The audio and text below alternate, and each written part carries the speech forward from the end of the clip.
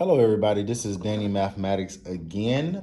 Today, I want to go over how to solve the determinant of a 3 by 3 matrix. How to solve the determinant of a 3 by 3 matrix. Okay. So, ladies and gentlemen, so many ways that I can teach this, but I'm just going to try to keep it very, very simplistic. Okay. And I'm going to do it in a way where it's going to be pretty simple. Okay. So, here is the formula in defining the determinant of a 3 by 3 matrix, okay? It is A1 times the parentheses of B2 times C3 minus C2 times B3 parentheses closed minus B1 times parentheses A2 times C3 minus C2 times A3 parentheses closed plus C1 times parentheses A2 times B3 minus B2 times A3 parentheses close. I know that sounds like a lot, so I figured out a way where I feel like it will be much more easier, okay? And then also, ladies and gentlemen, you already know that a 3 by 3 matrix is a matrix that has 3 rows and 3 columns, okay? So once again, it has to have 3 rows and 3 columns. And over here, as you can see, rows are horizontal. It has 3 rows and it has 3 vertical columns. So here is a very easy way to solve this complex situation. Okay? Here's a very easy way to solve this complex situation. So here's what we're going to do first, ladies and gentlemen. I think that the most efficient way is to create a key where we're going to find out and label the values that we have, okay? Now, let's start off with the first row, okay? The first row, all right? In the first row, A1 is negative 6, okay? B1 is negative 8, and then C1 is 7. Okay, now let's go to the second row. A2, which is A, second row, right, is 6. B2 is 10. And C2 is 3. Okay, now what we're going to do is we're going to go to the last row. A3 is negative 1.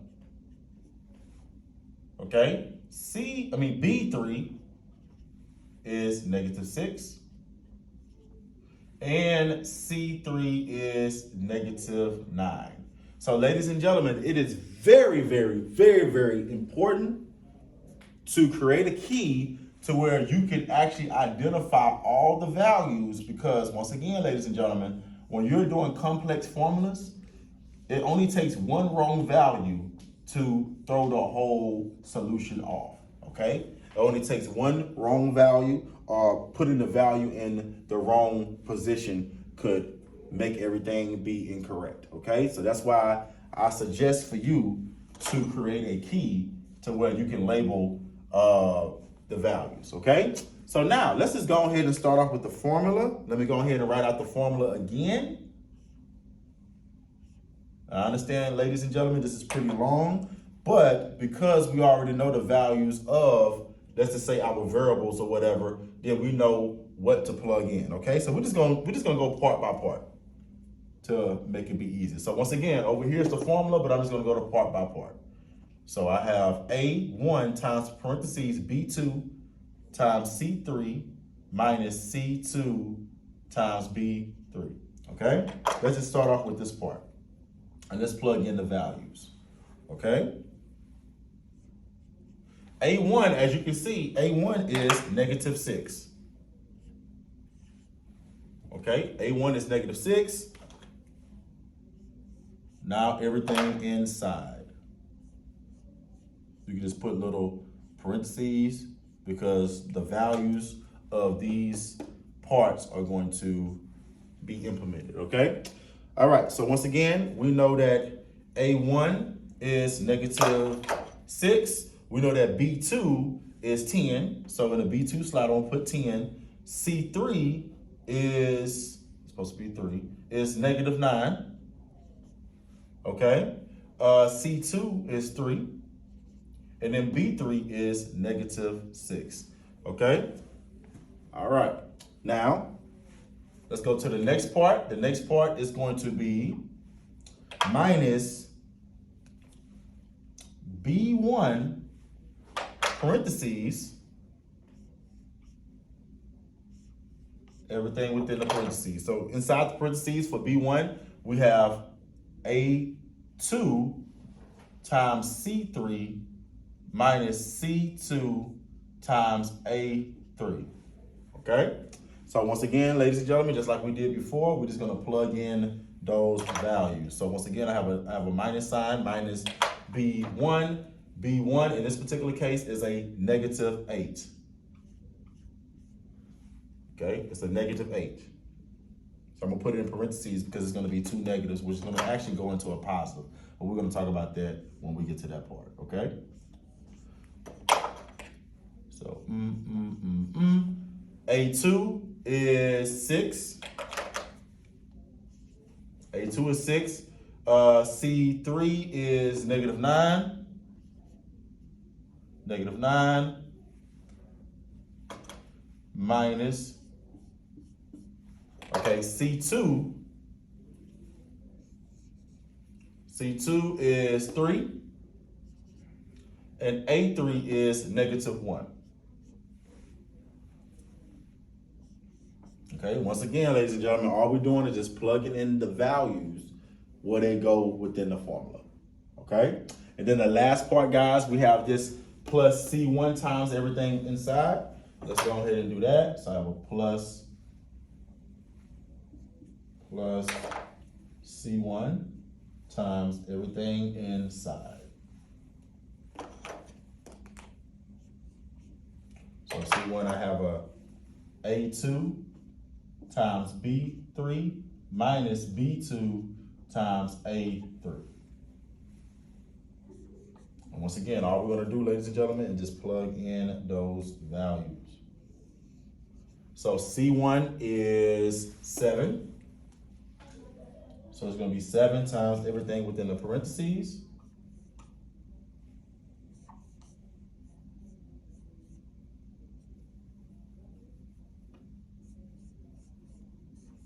Everything within the parentheses.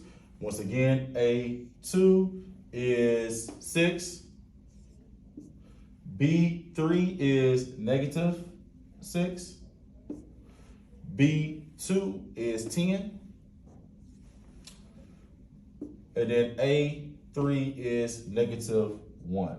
Okay? So ladies and gentlemen, we have everything plugged in, and all we need to do is now solve this particular formula. Okay? Solve it. Okay?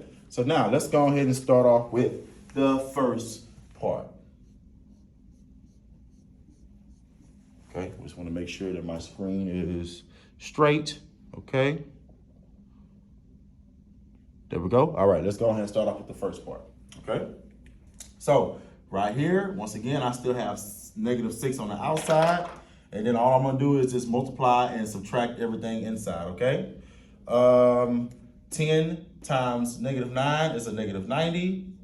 And then you can say that's a -3 times a -6, which is plus 18. Okay, so it's going to be a -90 plus 18. Okay, -90 plus 18 is a -72. So now it's just going to be -6 times a -72. Okay, so we're done with this part. We're good. We're done with this part. Now it's to this part, okay? Now remember I said it's a negative and a negative, right? A negative times a negative equals a positive. So that actually becomes a +8 or a +8, okay? Times everything inside, okay? 6 times -9 is a -54. You can say -3 times the -1 is a +3. -54 plus a -3 is a -51. So let me just write it right here. I have a -54 plus 3, right? And then you know -54 plus 3 is a -51, okay? So now I have a +8 times a -51. Okay, so I'm almost done actually with the formula. Okay, now it's the C part. Okay, so once again on the outside we have a +7. Actually, let me make all of these be red, all my operations be red. I got a +7, and then everything inside goes inside. Okay. Actually, I gotta put +7 up here too. My bad. I know that the formula is pretty long, but once you get used to it, it gets easy. Okay? So, 6 times -6 is a -36. -10 times a -1 is a +10. -36 plus 10 is a -26.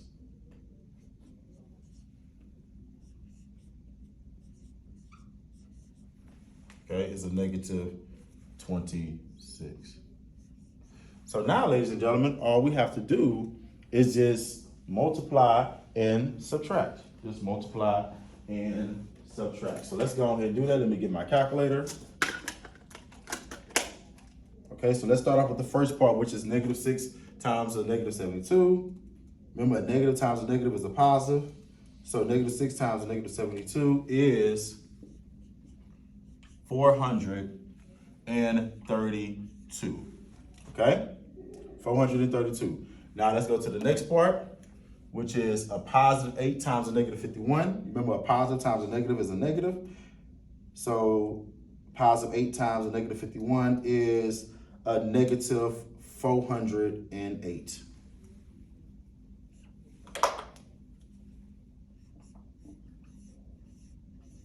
Okay, and be sure to use a calculator whenever you're calculating all these numbers. And then the last part, guys, we have a +7 times a -26. You know, a positive times a negative is a negative, so it's always going to be a negative.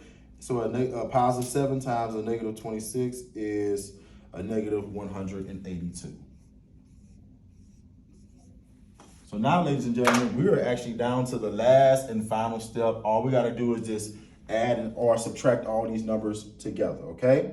So 432 minus 408, right? Minus 182 equals a determinant of a -158. 158 is my final answer, and that is the determinant